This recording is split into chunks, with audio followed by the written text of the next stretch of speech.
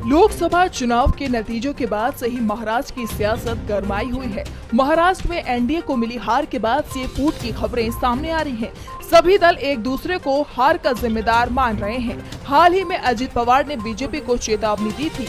उन्होंने कहा कि अगर एनडीए के अंदर उनके दल को निशाना बनाया गया तो वे एनडीए छोड़ देंगे और अब उनकी ये बात सच साबित होती दिख रही है। अजित ने बीजेपी से दूरी बनाना शुरू कर दिया है। अजित पवार घर वापसी पर विचार कर रहे हैं। इसके साथ ही अजित पवार को महायुति में अलग पड़ता देख उनके कई विधायक भी हटने की तैयारी में हैं। अजित पवार के कई विधायकों पर घर वापसी का दबाव है। बता दें कि इनमें से कई विधायक शरद पवार और उनकी पार्टी के नेताओं के संपर्क में हैं।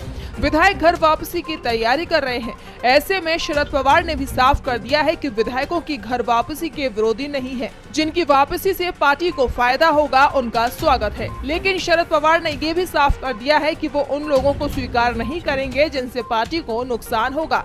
शरद पवार ने कहा कि जिन विधायकों ने अतीत में पार्टी को नुकसान पहुंचाया है उन्हें दोबारा पार्टी में जगह नहीं दी जाएगी। इसके साथ ही उन्होंने ये भी कहा कि अजित पवार को तो पार्टी में शामिल कर लिया जाएगा, लेकिन जिन लोगों ने उन्हें दल बदलने के लिए प्रेरित किया उन्हें पार्टी में शामिल नहीं किया जाएगा। शरद पवार ने कहा कि पार्टी नेताओं और पदाधिकारियों से चर्चा के बाद नेताओं की घर वापसी को लेकर फैसला लिया जाएगा। पवार गुट के एक नेता ने बताया कि दूसरे गुट में प्रफुल्ल पटेल, सुनील तटकरे, धनंजय मुंडे, छगन भुजबल शामिल हैं। शरद पवार इन नेताओं को पार्टी में कभी स्वीकार नहीं करेंगे, लेकिन विधायकों को पार्टी में वापस लिया जा सकता है। शरद पवार की हरी झंडी मिलने के बाद वो घर लौट आएंगे। शरद पवार के बयान ने सियासी हलचल तेज कर दी है। आपको बता दें कि पवार का बयान ऐसे वक्त सामने आया है जब विधानसभा चुनाव होने में कुछ ही महीनों का समय बचा है। ऐसे में एनडीए का टूटना बीजेपी के लिए बड़ा नुकसान साबित हो सकता है।